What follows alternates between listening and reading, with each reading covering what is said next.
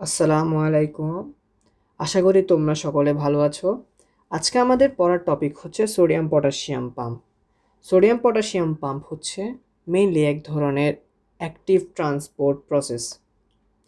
আর এই sodium potassium পাম্পের মধ্যে মেইনলি কি হয়, এই সোডিয়াম পটাশিয়াম পাম্পটার মেইন উদ্দেশ্য হচ্ছে 3টা সোডিয়ামকে সেল থেকে বের করে দেওয়া আর 2টা পটাশিয়ামকে সেলের ভেতর ঢোকানো।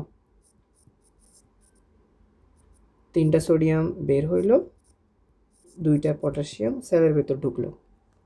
আচ্ছা, সোডিয়াম পটাশিয়াম পাম্পের কম্পোনেন্টস কী কী আছে, অর্থাৎ এই পাম্প কী কী নিয়ে গঠিত।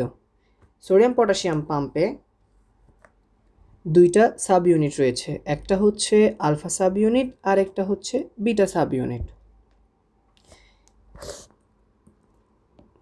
এখানে আমাদের আলফা সাব ইউনিটটা হচ্ছে এক ধরনের ক্যারিয়ার প্রোটিন হিসেবে কাজ করে, যেটা হচ্ছে মেইনলি গেটওয়ে হিসেবে কাজ করে। গেটওয়ে বলতে কি বোঝাচ্ছে, এই যে সোডিয়াম এবং পটাশিয়াম পাম্প, এই যে সোডিয়াম পটাশিয়ামটা, যে সোডিয়াম এবং পটাশিয়াম আয়নগুলা যে সেলের অ্যাক্রস দ্য সেল মেমব্রেন যে ট্রান্সপোর্টেশন হচ্ছে, অর্থাৎ ইনসাইড টু আউটসাইড আর আউটসাইড টু ইনসাইড যে ট্রান্সপোর্টেশন, এই ট্রান্সপোর্টেশনটার জন্য এক ধরনের গেটওয়ে হিসেবে কাজ করছে এই alpha subunit.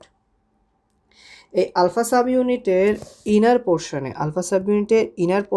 Of alpha subunit has 3 binding site for sodium, আর outer portion of alpha subunit has 2 binding site for potassium। ঠিক আছে, এটা দ্বারা বোঝাচ্ছে, আমরা যদি এই ফিগারটা দেখি তাহলে জিনিসটা আরও ইজি হবে।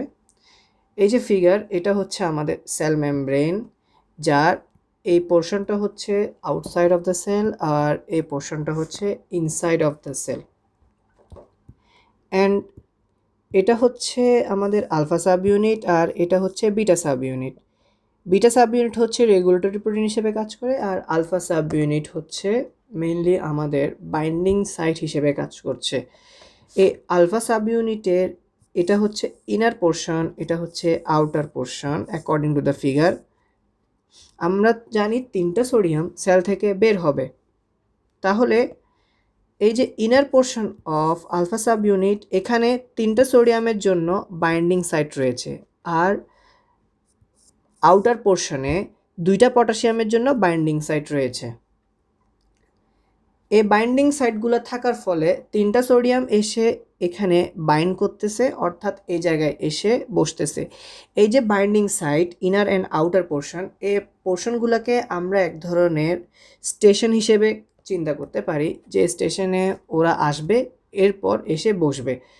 আচ্ছা, এখন 3টা সোডিয়াম আসলো, 2টা পটাশিয়ামও আসলো, এখন ওরা কিন্তু এখানে এসে বসে আছে, এরা কিন্তু নিজেরা সেল থেকে বের হতে পারতেছে না, অর্থাৎ সেলের মধ্যে ট্রান্সপোর্টেশন ওরা করতে পারতেছে না। ওদের ট্রান্সপোর্টেশন করার জন্য কি লাগবে, ওদের ট্রান্সপোর্টেশন করার জন্য এনার্জি লাগবে। এই এনার্জিটা আসলে কোত্থেকে পায়, এই যে আমরা দেখতেছি যে এটিপিটা কনভার্ট হয়ে এডিপি হচ্ছে। ঠিক আছে, আমরা জানি এটিপি যখন কনভার্ট হয়ে এডিপি হয় তখন এনার্জি রিলিজ হয়। এই এনার্জিটা কি, এনার্জিটা হচ্ছে মেইনলি ইনঅর্গ্যানিক ফসফেট। এটিপি থেকে যখন এডিপি হওয়ার সময় এনার্জি রিলিজ হয়, এই এনার্জিটার মাধ্যমে মেইনলি 3টা সোডিয়াম সেল থেকে বাইরে বের হতে পারে আর 2টা পটাশিয়াম সেলের ভেতরে ঢুকতে পারে। ঠিক আছে, এটাই হচ্ছে main mechanism of sodium potassium pump. আমরা পরীক্ষায় কিভাবে লিখবো এটা একটু দেখি। এটা হচ্ছে mechanism of sodium potassium pump, যেখানে বলা হয়েছে sodium potassium ATP binds to their respective side in the alpha subunit of the carrier protein, breakdown of ATP to ADP and high energy phosphate, অর্থাৎ inorganic ফসফেটের কথা বলা হচ্ছে এখানে। Phosphate binds to the respective side of alpha subunit of the carrier protein, অর্থাৎ alpha sub ইউনিটে phosphate এসে bind করবে, যার মাধ্যমে কি হবে, conformational changes of the carrier protein. এই যে ক্যারিয়ার প্রোটিন, এই ক্যারিয়ার প্রোটিনে কিছু চেঞ্জ হবে, এই চেঞ্জটার মাধ্যমে মেইনলি কি হবে, আমাদের মেইন রেজাল্ট যেটা ওইটা হবে, সেটা হচ্ছে ইফ্লাক্স অফ 3 সোডিয়াম আর ইনফ্লাক্স অফ 2 পটাশিয়াম। এখানে একটা ভুল লিখছি।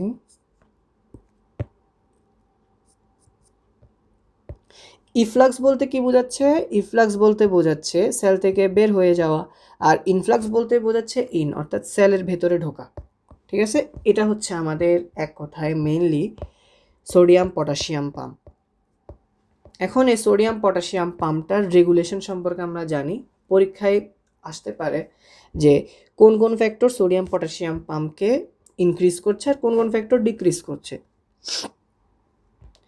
Increase sodium ion, thyroid hormone, aldosterone আর ইনসুলিনের প্রভাবে এই যে আমাদের সোডিয়াম পটাশিয়াম পাম্প ওটা ইনক্রিজ হইতে পারে।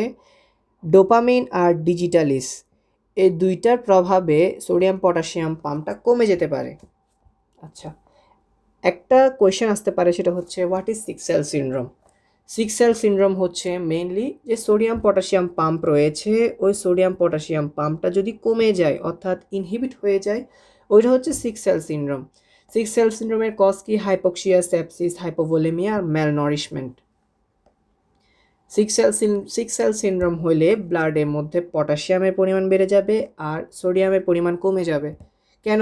কারণ আমরা তো জানি যে সোডিয়াম পটাশিয়াম পাম্পের মাধ্যমে 3টা সোডিয়াম সেল থেকে বের হবে আর 2টা পটাশিয়াম সেলের ভেতরে ঢুকবে, অর্থাৎ ব্লাড থেকে সেলের ভেতর ঢুকবে 2টা পটাশিয়াম আর সেল থেকে ব্লাডে যাবে 3টা সোডিয়াম। এখন ব্লাডে সোডিয়াম যেতে পারতেছে না, ব্লাড থেকে পটাশিয়াম সেলে আসতে পারতেছে না, তাহলে আলটিমেটলি ব্লাডের মধ্যে পটাশিয়াম লেভেল বাড়বে আর সোডিয়াম লেভেলটা কমবে। আচ্ছা, এখন খুবই গুরুত্বপূর্ণ একটা টপিক সেটা রিটেনের জন্য, সেটা হচ্ছে importance of sodium potassium pump. Physiological importance, clinical importance দেখব। ফিজিওলজিক্যাল ইম্পর্টেন্সের মধ্যে আমরা পাবো এটা হচ্ছে মেমব্রেন পটেনশিয়াল জেনারেট করে, দেন এটা হচ্ছে negative electrical voltage of the সেলের এটাকে এস্টাবলিশ করে, দেন এটা হচ্ছে সেল ভলিউম মেনটেন করে। এটা হচ্ছে সবথেকে গুরুত্বপূর্ণ ইফেক্ট সোডিয়াম পটাশিয়াম পাম্পের। আর হচ্ছে নার্ভ এবং মাসেলের ফাংশনকে ও কন্ট্রোল করে, then provides energy for secondary active transport, secondary active ট্রান্সপোর্টের জন্য এনার্জি প্রডিউস করে। ক্লিনিক্যাল ইম্পর্টেন্সের মধ্যে আমরা দেখব যে ডিজিটালিস আর ডোপামিন। আমরা তো কি পড়ছিলাম, এই যে ডিজিটালিস আর ডোপামিন এই দুইটা হচ্ছে ফ্যাক্টর যেগুলো সোডিয়াম পটাশিয়াম পাম্পকে ডিক্রিজ করছে। ঠিক আছে, আচ্ছা, এই যে ডিজিটালিস নামক এই ড্রাগটা হচ্ছে যাদের হার্ট ফেলিওর তাদের ক্ষেত্রে ইউজ করা হয়। ডিজিটালিস ড্রাগটা ইউজ করার কারণে সোডিয়াম পটাশিয়াম পাম্প যেটা আছে ওইটার ইনহিবিশন হবে। ঠিক আছে, আচ্ছা, dopamine inhibits in kidney causes natriuresis, অর্থাৎ কিডনির মধ্যে সোডিয়াম পটাশিয়াম পাম্পটাকে কমাই দিবে, যার কারণে নাইট্রিউরেসিস হবে। এখন রিটেনের জন্য আরেকটা ইম্পর্টেন্ট টপিক, সেটা হচ্ছে এই যে সোডিয়াম পটাশিয়াম পাম্প রয়েছে, এই সোডিয়াম পটাশিয়াম পাম্পটা কিভাবে আমাদের সেল ভলিউমকে মেনটেন করছে।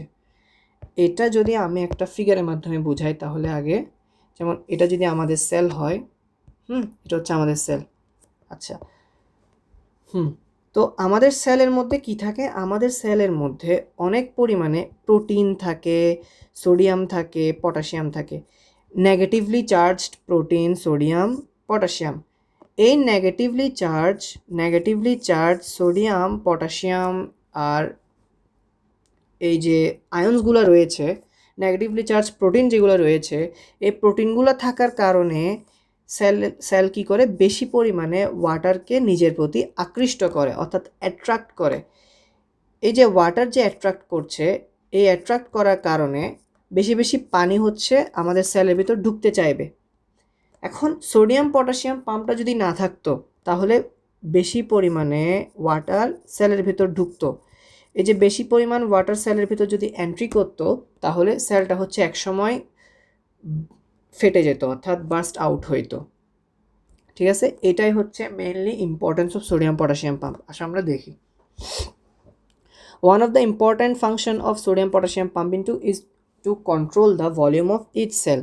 Without the sodium potassium pump most of cell would swell until they burst, অর্থাৎ সেটা ফেটে যাওয়ার আগ পর্যন্ত পানির কারণে ফুলতে থাকবে। মেইন কথা হচ্ছে সেটা।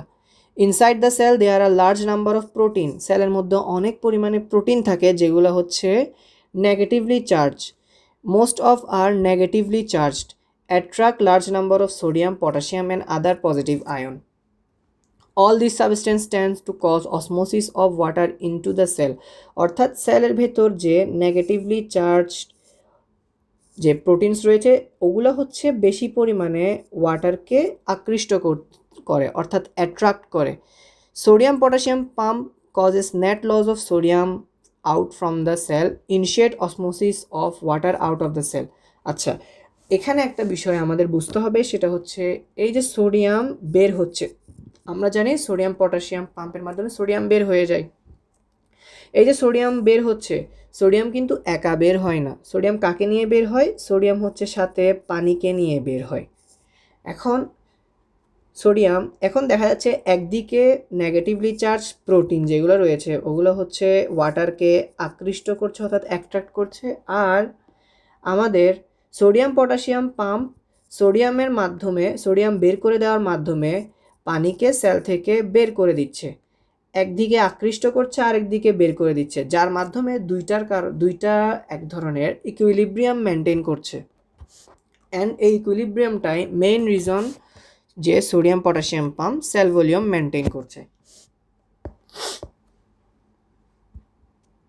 ঠিক আছে আজকের ক্লাস এটুকুই আসসালামু আলাইকুম